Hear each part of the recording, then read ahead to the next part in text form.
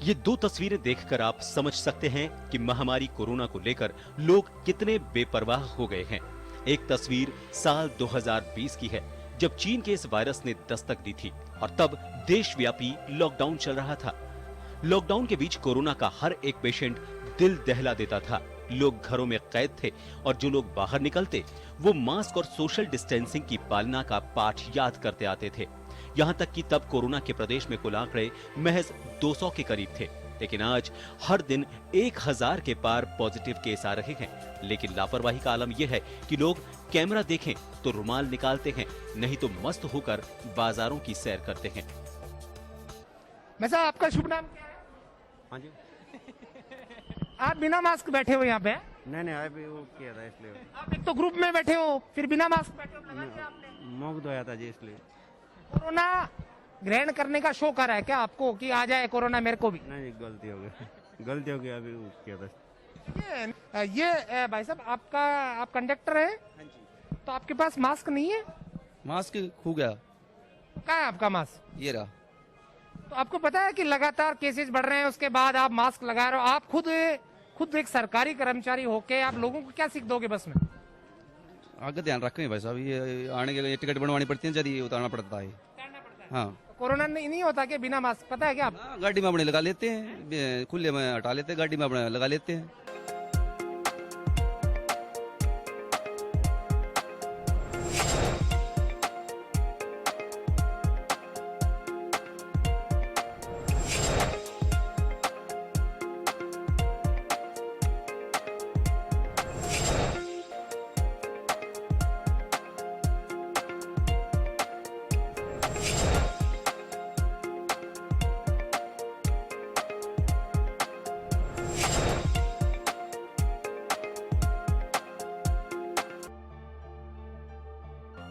साल 2021 की शुरुआत के साथ ही राजस्थान में कोरोना के आंकड़ों में गिरावट दर्ज होने लगी। यहां तक कि 16 फरवरी को महज 60 संक्रमित व्यक्तियों का आंकड़ा था। कम होते आंकड़ों से लोग बेपरवाह हो गए। उधर स्कूल कॉलेजों के साथ मॉल, सिनेमा हॉल, बाजारों के साथ आर्थिक गतिविधियों को भी पूरी तरह से खोल दिया गया। हालांकि तब भी विशेषज्ञों ने चेताया था कि यदि लापरवाही बरती तो सर्वाइवल मोड वाला कोरोना फिर से रफ्तार पकड़ सकता है। और ऐसा ही हुआ, लेकिन आज भी लोग समझने को तैयार नहीं हैं। कानून और कार्रवाई के डंडे के साथ कैमरे के आगे मास्क को ढूंढते नजर आते हैं। यहाँ तक कि कुछ लोग तो बेशर्मी की मुस्कुराहट भी देते हैं, लेकिन जब पूछा जाता है कि मास्क कहाँ है, तो जवाब ऐसा कि आप खुद सुनकर हैरान हो जाएं। कोरोना बढ़ रहा है तो मास्क कहाँ है ना? मास्क कहाँ है? ये है ना मास्क? मास्क कहाँ है? अभी तो खुला, आपने नीचे कर रखा है। एक्चुअली क्या है सर, जो आपने मास्क लगा रखा ना प्रैक्टिकल, इससे परेशानी हुई, इसके बाद थोड़ी सी नहीं ऊपर कर देना। बात सुनने के लिए क्या करें बताओ? जिंदगी के रस को बचाने के लिए अब सरकारों के साथ साथ आम जन को फिर से मुस्तैद होना पड़ेगा। लापरवाही को छोड़ एक कदम आगे आकर इस कोरोना की जंग में हाथ बटाना होगा। सबसे पहले वैक्सीनेशन में सहयोग करना होगा। वहीं इसके बाद कोरोना गाइडलाइन की पालना करते हुए फिर से कोरोना से दो हाथ करके कोरोना को मात देनी होगी। ब्यूरो रिपोर्ट, जन टीवी, जयपुर। नमस्कार, खास खबर में आप सभी का स्वागत है। मैं हूं डॉक्टर प्रभात। कोरोना के बढ़ते हुए आंकड़े बड़ी चिंता का सबब बने हुए हैं। सरकार ने एक बार फिर से कोविड गाइडलाइन की सख्ती से पालना के निर्देश दिए हैं। देश के कई राज्य ऐसे हैं जहां पर कर्फ्यू लगाना पड़ा है। पूरी तरह से वो लॉकडाउन के हालात बन गए हैं जो कि पिछले साल मार्च और अप्रैल में हुआ करते थे। राजस्थान की अगर बात करें तो राजस्थान में भी 10 शहरों में नाइट कर्फ्यू लगाना पड़ा है और उसकी मियाद को भी बढ़ा दिया गया है। प्रशासन को भी कहा गया है कि वो अपने स्तर पर अगर इसकी पालना कराने को लेकर कड़ाई से कोई निर्देश देने की जरूरत महसूस करते हैं तो वो करें। लेकिन नो मास्क नो एंट्री का जो यहाँ पर एक नारा दिया गया था, इसके अलावा जो भी कोविड गाइडलाइन दी गई थी, क्या उनकी सख्ती से पालना हो रही है या फिर वो सिर्फ नारे बनकर रह गए हैं? अलग अलग क्षेत्रों की, अलग अलग वर्गों की इसमें क्या बड़ी भूमिका हो सकती है ताकि वो कोरोना के बढ़ते आंकड़ों को कम करने में मददगार साबित हो? जिला प्रशासन और इसके अलावा सरकार अपनी तरफ से जो कोशिशें कर रही हैं वो क्या काफी हैं या उनमें अभी और भी सख्त या फिर कुछ बदलाव की जरूरत है? बातचीत करेंगे इसी को लेकर। हमारे साथ एक पैनल जुड़ा हुआ है विशेषज्ञों का। हमारे साथ सूरज सोनी जी सामाजिक कार्यकर्ता के तौर पर हमारे साथ जुड़े हुए हैं। पंकज गुप्ता फोर्टी के सचिव हमारे साथ जुड़े हुए हैं। डॉक्टर पंकज गुलाटी वरिष्ठ चिकित्सक हमारे साथ इस चर्चा का हिस्सा है और वरिष्ठ पत्रकार श्याम सुंदर शर्मा जी हमारे साथ इस चर्चा में जुड़े हुए हैं। श्याम जी, आपसे शुरुआत करना इसलिए जरूरी है क्योंकि आपने उस दुख को भोगा है जिससे लोग बचते फिर रहे हैं। आप खुद कोविड संक्रमित हुए, लेकिन आपने सावधानी बरती और जिस तरह की कोविड गाइडलाइन का पालन किया, आपने दूसरों को संक्रमण से बचाया। अभी के हालात में सरकार अपनी तरफ से पूरी कोशिश कर रही है और ये कह रही है कि हमने नो मास्क नो एंट्री का कैंपेन चलाया, स्वस्थ राजस्थान का कैंपेन चलाया और सख्ती से पालना के लिए निर्देशित कर दिया गया है। आपको लगता है कि क्या सिर्फ नारों, करोड़ों रुपए के विज्ञापन टीवी पर, इसके अलावा अखबारों में होर्डिंग्स लगाकर लोगों को जागरूक करने को लेकर सोशल मीडिया पर कई तरह की चीजें दी गई सरकार की तरफ से, क्या ये काफी है या फिर लग रहा है कि सरकार के स्तर पर अभी कुछ ढिलाई है, कुछ कमी है, उसको बढ़ाने की जरूरत है? प्रभात जी, क्योंकि जिस प्रकार के हालात उत्पन्न हो रहे हैं उससे तो लगता है कि सरकार केवल बोल तो रही है लेकिन उस अनुरूप कार्रवाई नहीं हो पा रही है। नो मास्क नो एंट्री का आपने सब जगह बैनर लगा हुआ है, लेकिन हर जगह देखें आप बिना मास्क के लोग फिर रहे, कर रहे हैं, आराम से जा रहे आ रहे हैं। कानून बना दिया, कानून बनाने से कोई आपको उसको प्रभावशाली तरीके से लागू करना आपकी जिम्मेदारी बन जाती है। आज दिखेगा कि आज 1 साल पहले को बात याद करिएगा कि उस समय क्या हालात थे। लॉकडाउन था, अफरा तफरी का माहौल था, मजदूर अपने वास पे लौटने के लिए जद्दोजहद कर रहे थे, सरकार पूरे साधन उपलब्ध नहीं करा पा रही थी। उस वक्त हमारे राजस्थान में कहें तो 200 करीब मरीज थे, उस वक्त ये स्थिति थी। और आज की स्थिति में यदि कल का आंकड़ा देखें 1350 राजस्थान में कोरोना के पेशेंट आए हैं। ये क्योंकि अभी तक जांच पूरी तरीके से नहीं हो रही है, अगर जांच होगी तो ये संख्या काफी हालात में बढ़ सकती है। और जयपुर की बात करें, जयपुर में 242 और जयपुर का कुछ पॉइंट तो देखिएगा कि जैसे कि आप देखेंगे कि आप मालवीय नगर ले लें 28, मानसरोवर ले लें 19 और दुर्गापुरा सी स्कीम ले लें 10-10। जब आप दिखेगा शहरों में इतने लोग नहीं है जितने कि हमारे इन जगहों पर पेशेंट की स्थिति बनी हुई है। लेकिन आप दिखेगा कि मुख्यमंत्री जी ने समीक्षा बैठक की, निश्चित रूप से वो दिशा निर्देश जारी करते हैं, लेकिन दिशा निर्देश जारी करने से काम चलने वाला नहीं है। आपको अब सतर्क होना पड़ेगा, बताना पड़ेगा, नहीं तो हालात उससे ज्यादा खराब होने की स्थिति वापस हो गई है। अब देखिए राजनीतिक पार्टियों को भी सबक लेना पड़ेगा। वो प्रचार प्रसार बड़े बेहतर तरीके से कर रहे हैं, उनको कोई परवाह नहीं है। आप देखिएगा जहां देखिए उपचुनाव हो रहे हैं, आप खुद मार्क्स को लगा नहीं रहा। और जो स्थिति बन रही है, राजसमंद की भी स्थिति ठीक नहीं है, राजसमंद में भी हालत अच्छे नहीं है। तो ऐसी स्थिति राजसमंद में 85 है। तो ऐसी स्थिति में हमको इस कोरोना की पीड़ा को झेला है। जैसे आज मैंने दूसरी कोविड की वैक्सीन भी लगवाई है, पहले लगवाई थी, आज दूसरी लगवाई है। लेकिन आपको सतर्क होना पड़ेगा, आपको खुद को बिना काम के बाहर नहीं जाना होगा। आप कोशिश कीजिएगा आप कैसे बचो। अगर आप बचोगे तो कोरोना कम फैलेगा, कम कोरोना होगा, लेकिन स्थिति भयानक है। इसलिए सतर्कता बढ़ानी पड़ेगी और आपको प्रशासन को कहने से काम नहीं चलेगा। अब आपके पास नियम बना रखा है 200 रुपए पैलेंटी, क्यों नहीं लगाते हो 200 रुपए लेवेंटी? आपको लगानी पड़ेगी कंट्रोल करने के लिए, नहीं तो हालात खराब है और खराब हो जाएंगे। इसलिए हम सबकी जिम्मेदारी बनती है, जो भी समझदार है अपना मास्क लगा करके बाहर जाएं, सोशल डिस्टेंसिंग रखें और बाकी जो कुछ कर सकते हैं कोशिश करनी चाहिए। स्कूल देखिए अब तक पहले से 5 तो खुले ही नहीं और बाकी खुले हैं तो कई जगह हालात खराब हो गए, क्योंकि हम अभी तक रैंडम चेकिंग कराने की स्थिति में आ रहे हैं। तो मालूम पड़ रहा है कि कोरोना तो बहुत ज्यादा फैला हुआ है और ये आरटीपीसीआर जो है आपका टेस्ट है फेलियर हो गया है, वो आ ही नहीं रहा है।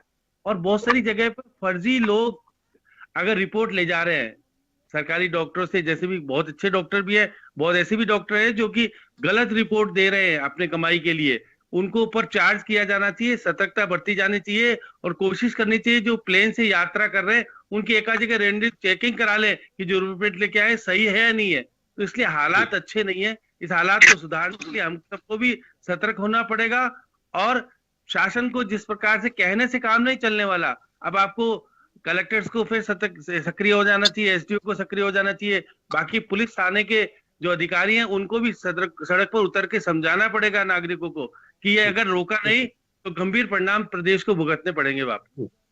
बिल्कुल। सूरज जी देखिए, सामाजिक संगठनों की एक बड़ी जिम्मेदारी होती है। जब भी किसी तरह का कोई कैंपेन होता है तो सामाजिक संगठन आगे बढ़ के बहुत बड़ी भूमिका निभाते हैं। चाहे सफाई अभियान की, स्वच्छ भारत अभियान की बात करें या फिर किसी जन सरोकार से जुड़े किसी दूसरे मुद्दे की। लेकिन कोरोना को लेकर जिस तरह की भूमिका सामाजिक संगठनों ने कोविड के शुरुआती दिनों में निभाई थी, लोगों को घरों तक पहुंचाने के लिए मदद करना, उनके लिए खाने के पैकेट उपलब्ध करवाना, उनके लिए मदद के हर तरह से साधन उपलब्ध करवाना। लेकिन अब जब ये लग रहा है कि एक बार फिर उसी भूमिका में सामाजिक संगठनों को आना चाहिए, वो भूमिका उनकी नजर नहीं आ रही है।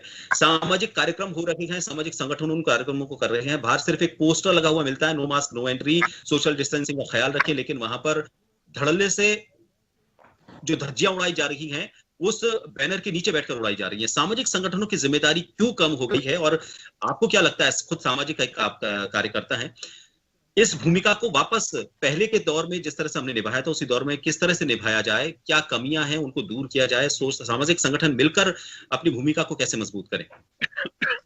देखिए प्रभात जी, आपने निश्चित तौर पे बहुत बड़ी बात कही है, और ग्राउंड लेवल पे हम देखें तो जैसा पिछले साल जो माहौल था, एक साल पहले आज के ठीक जब कोरोना स्टार्ट हुआ था, लॉकडाउन था, उस समय हम लोगों के बीच में जा रहे थे और लोगों को जब इससे अवेयर कर रहे थे, लोगों को समझा रहे थे, तो बात भी उनके समझ में आ रही थी और लोग उसकी पालना भी कर रहे थे। और लेकिन उसमें सबसे बड़ी जो भूमिका थी वो ये थी कि सरकार जो है वो नितांत निश्चित तौर पे प्रतिदिन प्रति जो है व्यक्ति तक उसकी अप्रोच थी और प्रचार प्रसार में और सब जगह अवेयरनेस दिख रही थी। लेकिन अब जब से सरकारों की और पॉलिटिकल पार्टियों की भी, श्याम जी ने भी बात रखी है, ये ढीली पड़ी है। और आज सामाजिक आयोजनों में, जैसे आज जयपुर के अंदर डायरेक्ट तो समझ लगा दिए, लेकिन आपने उसमें क्लोज डाल दिया कि आप विवाह कार्यक्रम कर सकते हो, रेस्टोरेंट खोल सकते हो, तो इसमें उसकी पालना कौन कराएगा?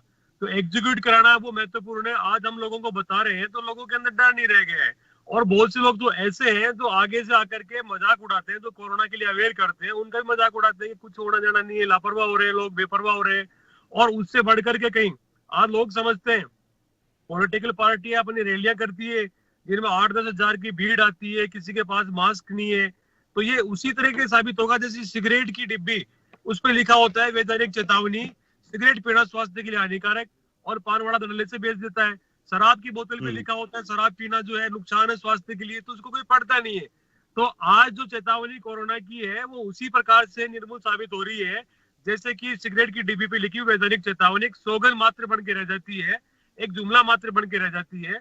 तो लोगों के अंदर जितना इसको लेकर के, अपने स्वास्थ्य को लेकर के जागरूकता आएगी, तो उससे कहीं बढ़कर के सरकार की भी जिम्मेदारी बनती है कि ऐसे आयोजनों पे रोक लगाए, कम से कम खुद तो ऐसे आयोजन नहीं करें।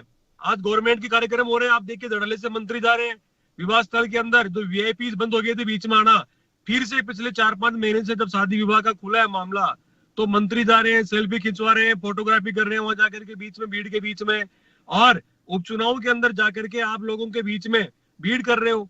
तो उस सीन को, दृश्य को जब अखबारों में छपता है तो लोग भी ये कहेंगे कि साहब जब इनके ही नहीं हो रहा है तो हमारे कोरोना कहाँ होगा। तो हमारे जैसे कार्यकर्ताओं की जो बात है वो वहां पे थोड़ी सी धीमी हो जाती है, हमारी जो लोगों को बताने का जो प्रभाव है वो कम हो जाता है, और लोग ऐसे 20-20 उदाहरण हमको देते हैं कि साहब वहां पे चुनाव हो रहे हैं, वहां देखो वहां कोरोना नहीं है, उस हॉस्पिटल में भीड़ है, कल रामू की शादी थी, मंत्री जी आए थे और वहां भी कोरोना नहीं हो रहा है, तो ये सब बातें बेकार की है। तो ये जो विश्वसनीयता समाज के अंदर जानी चाहिए सरकार की तरफ से, ये इसमें कहीं ना कहीं कमी है। ये जो एक बाधा मानता हूं मैं कोरोना की रोकथाम के अंदर, कि कहीं ना कहीं लोग जो है बेपरवाह लापरवाह हो रहे हैं और उसका खामियाजा बेचारे जो दूसरे लोग हैं वो भुगत रहे हैं। आज जयपुर का आंकड़ा देखिए 300 राजनीतिक स्तर पर उदाहरण पेश करना चाहिए, आप ये कहना चाह रहे हैं। चलिए ठीक है, पंकज गुप्ता जी हमारे साथ हैं। पंकज जी देखिए, व्यापारी वर्ग वो बड़ा वर्ग है जिससे सबसे ज्यादा सरोकार लोगों का हो रहा है, क्योंकि लोग घरों से बाहर निकलते हैं किसी भी खरीदारी के लिए तो सीधा व्यापारी से संपर्क में आते हैं। जिला कलेक्टर जो हैं वो व्यापारी वर्ग के साथ अलग अलग वर्गों को बुला रहे हैं और व्यापारी वर्ग से खासतौर पर ये अपील कर रहे हैं कि कोई भी अगर आप संस्थान चलाते हैं, अगर कोई फैक्ट्री चलाते हैं, तो वहां पर सोशल डिस्टेंसिंग की पालना करते हुए, मास्क का पालन करते हुए, जो भी नियम कायदे उनके तहत सीमित संख्या में लोगों को वहां पर रखें। इसके अलावा दुकानदारों से कहा जा रहा है कि आप बिना मास्क के कोई भी व्यक्ति आता है तो उसको कोई सामान ना बेचें। लेकिन बाजारों के हालात, आज हमारे सहयोगी थे दशरथ और योगेंद्र पंचोली, उन्होंने एक ग्राउंड रिपोर्ट देखी। वास्तव में हालात बड़े चिंताजनक हैं। जिनकी जिम्मेदारी होती है, जो इसके लिए एक उदाहरण बन सकते हैं, व्यापारी वर्ग, अब वो व्यापारी वर्ग भी धीरे धीरे इस पूरे अभियान को कमजोर करता हुआ नजर आ रहा है।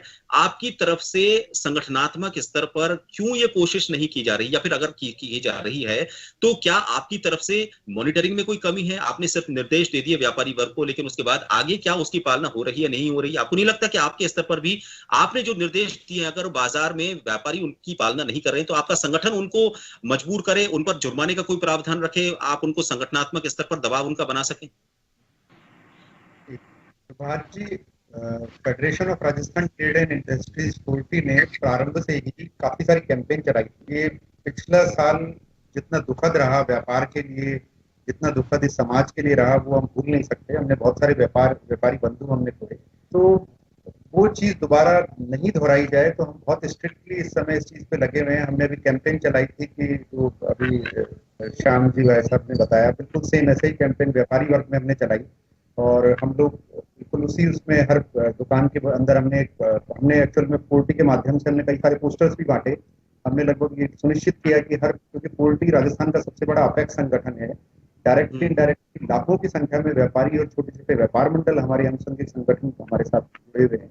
तो हमने लगभग हर व्यापार मंडल के अंदर हमने कोशिश की कि हम उन्हें जागृत कर सकें, और छोटे छोटे कैंपेन चला करके हमने कोशिश की कि व्यापारी समझे और व्यापार इस तरह से रेगुलेट हो कि ये किसी भी रूप में किसी व्यापारी या व्यापार के माध्यम से कोरोना ना फैले।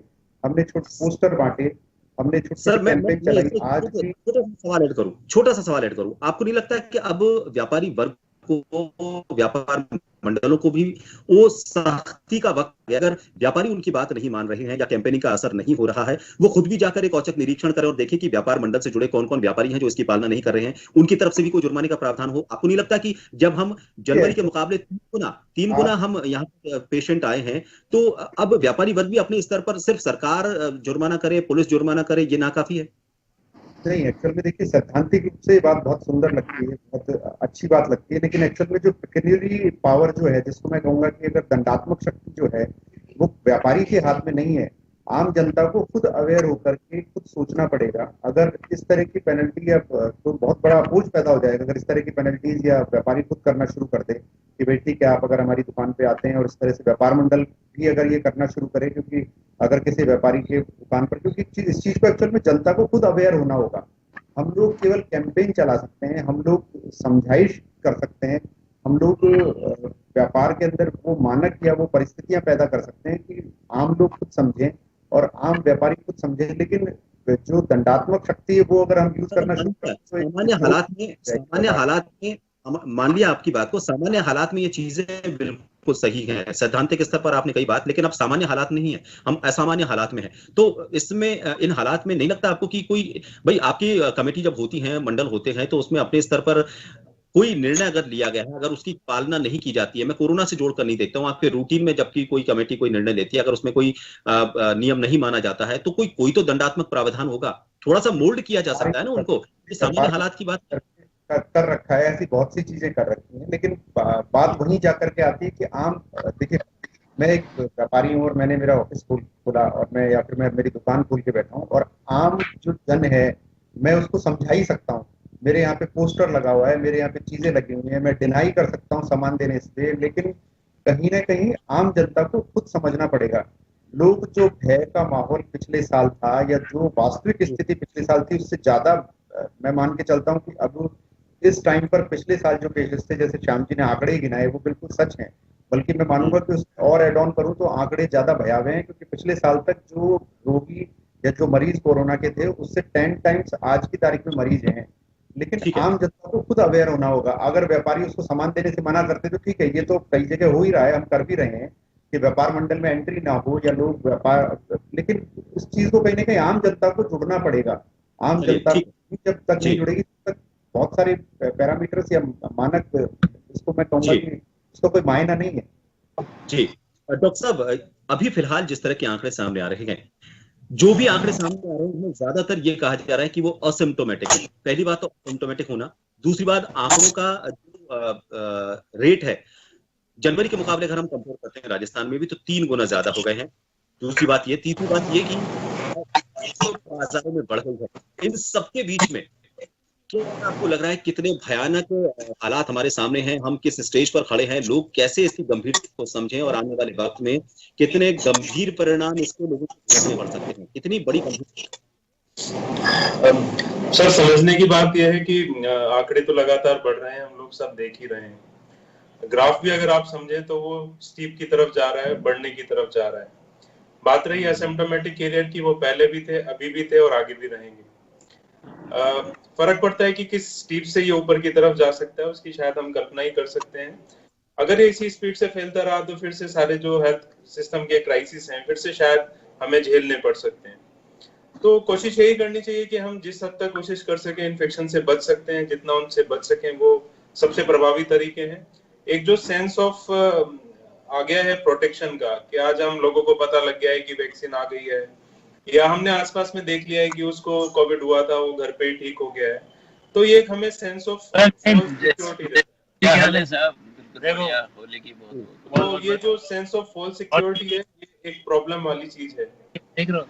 वैक्सीन है वो 100% लोगों को सुरक्षित नहीं करने वाली है। इसके अलावा और भी कई सारी चीजें हैं कि हो सकता है कि आपने जिसको देखा है वो बीमार हुआ है, वो ठीक हो गया है, पर ये जरूरी नहीं है कि अगर आपको डिजीज होती है और आप भी उसी तरह से सुरक्षित निकले। संभावना ये है कि 80% लोगों को कुछ नहीं होने वाला है, पर अभी भी जो 20% लोग ज्यादा सिक होंगे उनको बीमारी सीवियर ही हो सकती है। तो अभी भी इन सब चीजों को देखते हुए हमारे पास सब कोवैक्सीन हैं, वैक्सीन आ चुके हैं, हमारे पास इलाज की समझ कुछ ज्यादा है पहले से, पर अभी भी सबसे अच्छा तरीका बचाव ही है और उसको सबको समझना पड़ेगा। एक दूसरे पे डालने से काम नहीं चलने वाला है, सबको अपनी जिम्मेदारी समझनी पड़ेगी। जी श्याम जी, एक हालात ये होते हैं कि लोग समझाइश से समझ रहे हैं, लेकिन जब वो पैमाना टूट जाता है तो उसके बाद दंडात्मक प्रावधान शुरू होते हैं। एक फर्जी रिपोर्ट को लेकर आपने देखा होगा कि सेना भर्ती के लिए फर्जी रिपोर्ट लेकर और एक साथ जो अभ्यर्थी थे वो पहुंचे थे, तब जाकर ये मामला खुला कि फर्जी रिपोर्ट ई मित्र के जरिए दी जा रही है। इसके अलावा कुछ दिनों पहले जब इसका शुरुआती दौर था और जब अनलॉक की तरफ हम आए थे तो एक नियम बनाया गया था कि शादी समारोह में अगर कोई सरकारी कर्मचारी अधिकारी जा रहा है शिरकत करने के लिए तो वो वहां पर इस चीज को सुनिश्चित करे कि 50 से ज्यादा लोग, जो उस वक्त आंकड़ा निश्चित किया गया था उससे ज्यादा लोग अगर वहां हैं तो सूचना करें। मुझे नहीं लगता कि आज तक ऐसा कोई भी आंकड़ा या किसी ने कोई शिकायत दर्ज की हो वो सामने आई हो। इसके अलावा सार्वजनिक स्थानों पर थूकने को लेकर जो नियम कायदे बने थे, जुर्माने अगर हम देखें तो आज तक शायद ही कोई एक आध जुर्माना ऐसा मिले जिसमें थूकने को लेकर कोई जुर्माने का प्रावधान रखा गया हो। तो क्या जुर्माने का प्रावधान करना, अर्थदंड बढ़ा देना, ये काफी है या फिर इससे आगे एक कदम और बढ़कर इसका इम्प्लीमेंटेशन है, उसकी रिपोर्ट पूरी ली जाए, मॉनिटरिंग पूरी तरीके से की जाए, ये बहुत ज्यादा जरूरी हो गया अब इस लेवल पर जाकर? देखिए प्रभात जी, हालात अगर खराब हो रहे हैं तो सरकार को सतर्क होना पड़ेगा। मुख्यमंत्री जी को बैठकों लेने से काम नहीं चलने वाला। आपको कलेक्टर्स को कहना पड़ेगा कि आप कार्रवाई कीजिएगा। जिस प्रकार से पहले सतर्कता बरती गई थी और जिस प्रकार से कार्रवाई हो रही थी लोगों को समझ में आ रहा था, क्योंकि आज देखिए 10 शहरों में अपने नाइट कर्फ्यू भी लगाया तो 10 बजे बाद उसका कोई अर्थ नहीं रह जाता। आपको टाइम बढ़ाना पड़ेगा। आप देखिए जिस प्रकार से महाराष्ट्र के हालात हुए हैं या मध्य प्रदेश के कई शहरों के हालात हुए हैं, ये हमारे शहर में भी होने वाले हैं, तो हमको फिर क्यों नहीं 8 बजे कर्फ्यू लागू कर देना चाहिए? हमको हालात को कंट्रोल अभी करना पड़ेगा, नहीं तो देखिए जब खराब स्थिति, डॉक्टर साहब सही करते, स्थिति खराब हो जाएगी उस वक्त क्यों जागो, तो पहले जागो ना, जिससे कि हम हालात खराब स्थिति में आए नहीं। जब हम स्कूल को खोल रहे हैं, स्कूल को अगर वापस से कर रहे हैं, अब देखिएगा जो फर्जी रिपोर्ट की बात करें, जो टॉक में लेकर के आ गए थे, उसमें मैं तो कह रहा हूँ कि लेके आ रहे हैं, फर्जी लेके आने वाले का दोषी तो है, लेकिन कुछ डॉक्टर्स भी ऐसे हैं जो कि अपने कमाई के लिए अगर वो तो सही तरीके से जांच ही नहीं करते, बाहर के जांच ऊपर से करा और क्योंकि आएगी नहीं, नेगेटिव आएगी। इसलिए जो जिम्मेदार काम करने वाले हैं उनकी जिम्मेदारी ज्यादा हो जाती है ऐसे वक्त में। देखिए इस वक्त में आपको कमाई नहीं देखनी है, आपको आपने जो जिम्मेदारी, जो आपने शपथ ली है उसकी पूर्णतः जिम्मेदारी से निर्वाह कीजिएगा। सारे डॉक्टर्स नहीं है, कुछ हैं जो कि समाज में सभी तरह के लोग सब जगह मिल जाते हैं, तो उनकी जिम्मेदारी बन जाती है कि वो गलत रिपोर्ट नहीं दे। अगर गलत रिपोर्ट किसी को देंगे, देखिए जो एयर से ट्रेवल कर रहा है उसको रिपोर्ट जरूरी है, बाहर से आ रहा है तो रिपोर्ट ला रहा है, तो गलत रिपोर्ट लेके आ रहा है, अगर कोविड वाला आ गया तो फैलाएगा, इसलिए हम कंट्रोल कराना चाहते हैं। ऐसा नहीं है कि अब देखिए इस प्रदेश में जो हालात पहले थे उससे ज्यादा हालात खराब अभी है, लेकिन हम उस स्थिति में नहीं आ पाए, इसलिए हम मुख्यमंत्री जी लौट के वापस आ गए। मैं मान के चलता हूं कि 10 शहरों में तो हालात खराब है ही। देखिएगा, अगर आप देखिए कोटा में 139, जोधपुर में 123, 100 डूंगरपुर में, चित्तौड़ में 91 में, इस प्रकार की संख्या बढ़ रही। भीलवाड़ा में जो कि कम थे 29 से, तो पूरा लॉकडाउन किया हुआ था। झुंझुनू में भी लॉकडाउन किया हुआ था। आज हम उससे 5 गुना ज्यादा है, लेकिन उस स्थिति में नहीं आना चाह रहे। लेकिन ये बात सही है, कोरोना के साथ हमको जीना भी पड़ेगा, और जीने के साथ साथ हमको अपना दिनचर्या भी चलानी है, भरण पोषण भी करना है, अपने राज्य की रेवेन्यू भी बढ़ानी है। सारी बातें सही है, लेकिन फिर भी आपको, अगर आपको सही तरीके से दिशा निर्देश लागू करके उसको क्रियान्वित करेंगे नहीं, तो हालात तो खराब होने वाले हैं। इसलिए सभी जिम्मेदारी लोगों की जरूरत है। आज मैं भी हूं या बाकी लोग जो भी है, वो कोशिश करें कि खुद तो अपने बचाव की चीज रखें, मास्क लगाएं, बाहर जाएं तो ज्यादा जरूरत हो तो बाहर निकले, निकले ही नहीं। अगर किसी को कोविड हो जाता है तो कोशिश करें कि वो घर से फिर निकले ही नहीं, क्योंकि वो निकलेगा तो औरों को भी पीड़ित करेगा। इसलिए देखिएगा, जो हमारे पास आज 60,000 या 70,000 जांच की कैपेसिटी है, कितनी जांच हो रही है बताए सरकार कि हम पर डे कितनी जांच कर रहे हैं। अगर जांच नहीं करेंगे तो फिर वो कोरोना दबे हुए रूप में फैलेगा और आने वाले में विस्फोट होने वाली स्थिति है। अब क्योंकि अब मजदूर वापिस चले गए अपनी जगहों पर, अब वापिस आएंगे नहीं आएंगे, बड़ा हालात चिंताजनक है।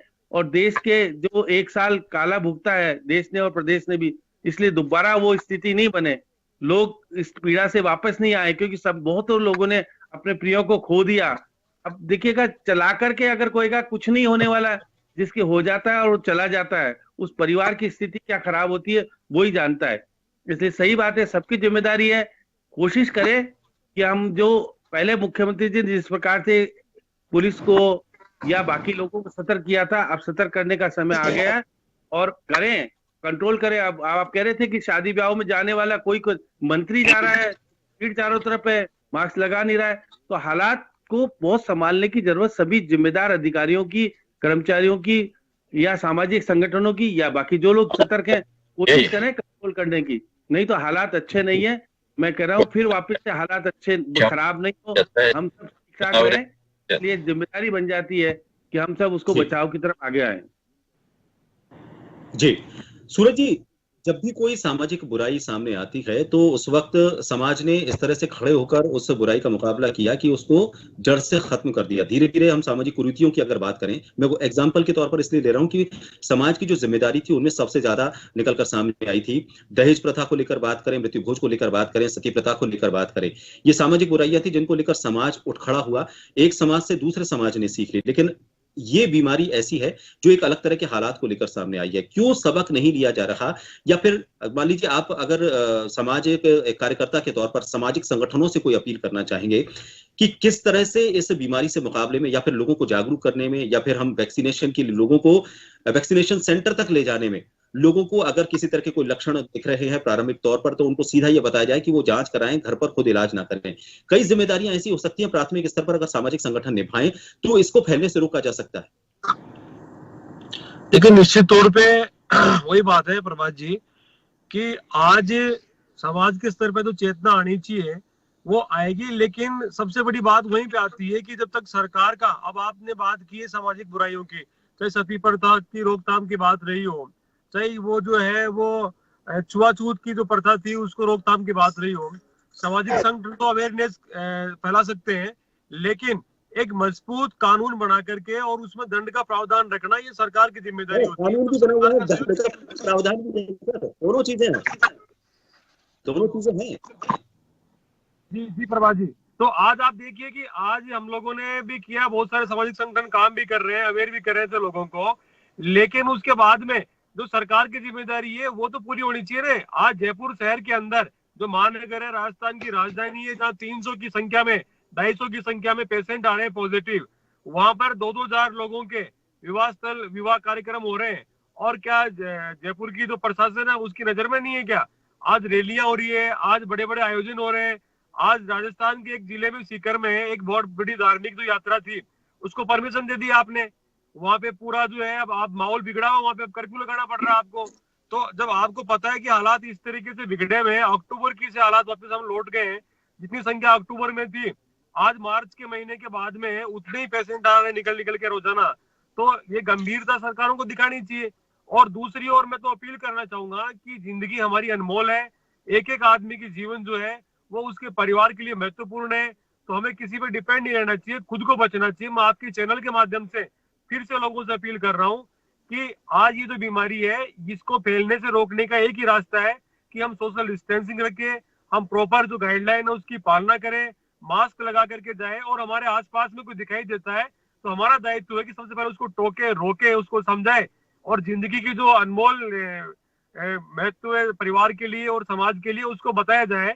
आज जैसे रोड एक्सीडेंट्स के अंदर जितना अवेयरनेस हो रहा है उस लेवल पे आज जिंदगी जा रही है लोगों की। आप देखिए कि इंतजार किसका कर रहे हैं हम, लाशें गिर जाएगी उसके बाद में सरकार जागेगी तो फिर क्या हो सकता है। पंकज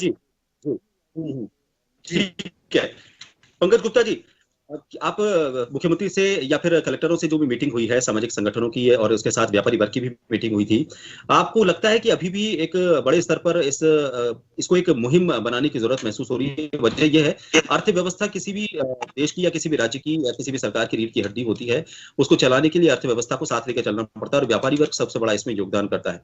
अभी अगर लॉकडाउन के हालात पैदा हो जाते हैं, हम उम्मीद तो नहीं करते लेकिन संभावनाएं ऐसी नजर आ रही हैं, अगर ऐसे हालात पैदा हो जाते तो आपको नहीं लगता कि उन हालात से बचने के लिए एक कदम आगे बढ़कर थोड़ी सी आपकी तरफ से ऐसी कोशिश होनी चाहिए? वो कोशिश क्या हो सकती है वही मैं आपसे सुझाव चाहूंगा, ताकि अर्थव्यवस्था को बचाए रखने के लिए जो व्यापारी वर्ग सहयोग कर रहे हैं इस हालात में, वो सहयोग भी बना रहे, उनको व्यापार का कोई घाटा भी ना हो, लेकिन कोरोना फैलने का जो कारण बाजार बन रहे हैं वो कारण बाजार ना बन पाए।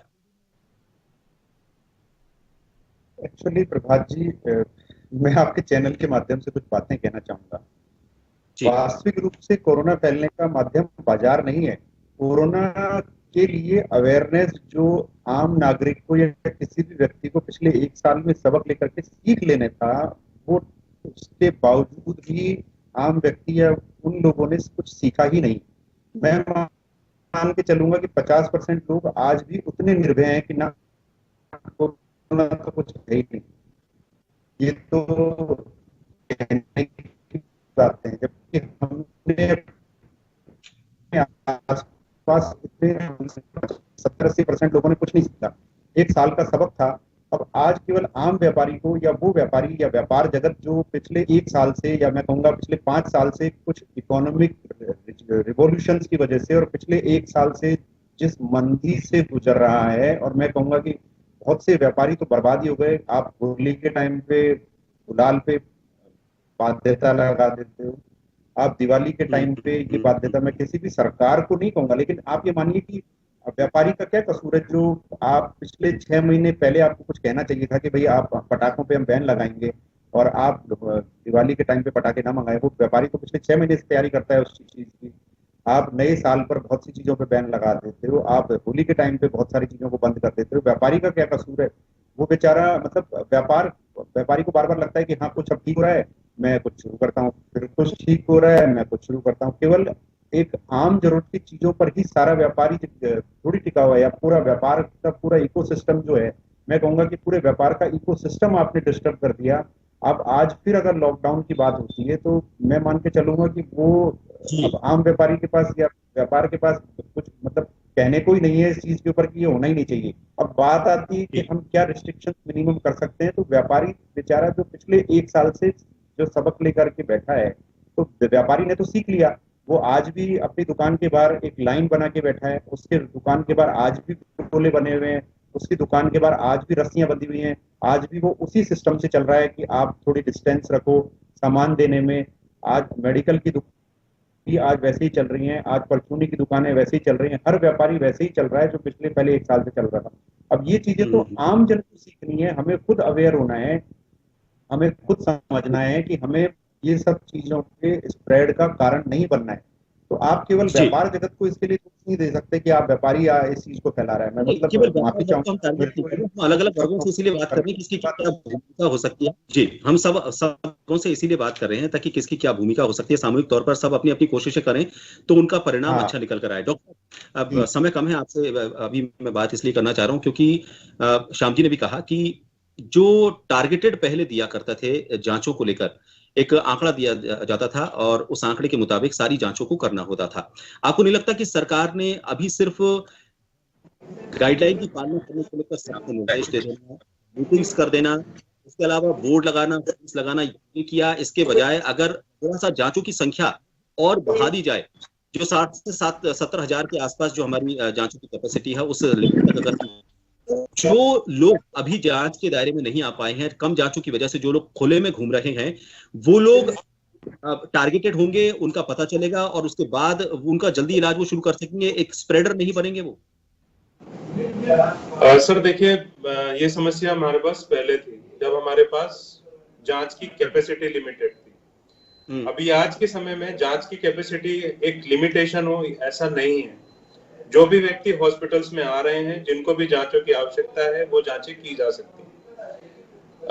जांचों की जो आप बात कर रहे हैं कि अब हम ज्यादा जांचें करें, ज्यादा जांचें तो तभी होंगी जब पेशेंट्स ज्यादा टर्न अराउंड होंगे, ज्यादा लोग आएंगे, जिनको कोई तकलीफ होगी वही लोग अस्पताल पहुंचेंगे।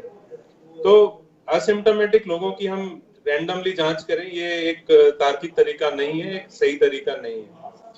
दूसरी चीज है कि हमें समझना पड़ेगा चीजों को, जैसे कि कई सारी बातें बोली जा रही हैं, हम दूसरों को नसीहत दे रहे हैं।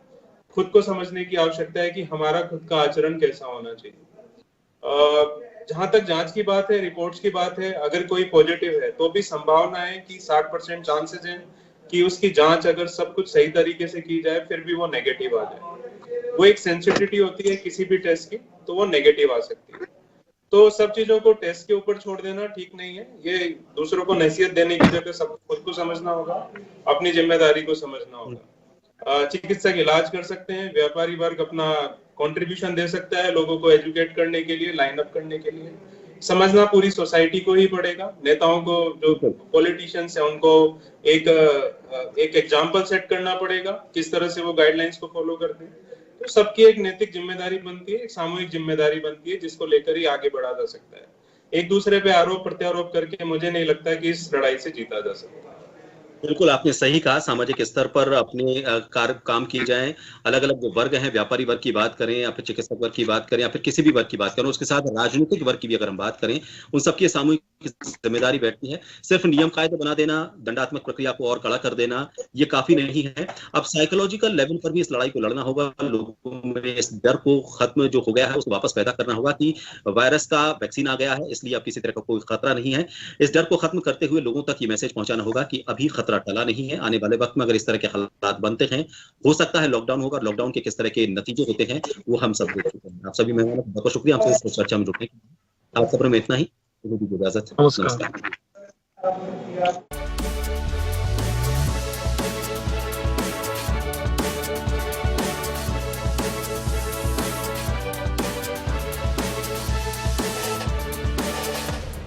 जन टीवी की लेटेस्ट अपडेट पाने के लिए हमारे चैनल को जरूर सब्सक्राइब करें और नोटिफिकेशन पाने के लिए बेल आइकॉन दबाएं।